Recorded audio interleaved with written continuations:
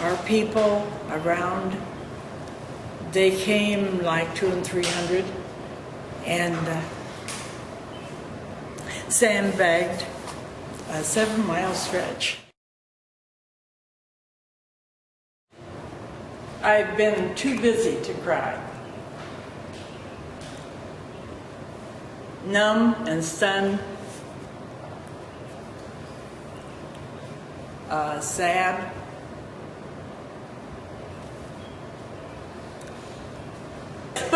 But positive.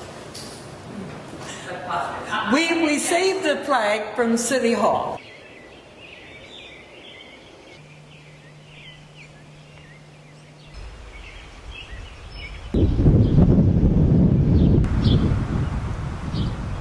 Be extra careful during cleanup efforts.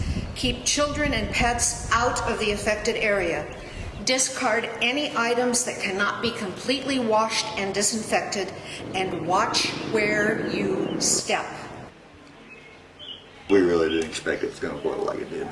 If they built a lot bigger and better levees than what we had, I'd live back here again. I've lived here all my life.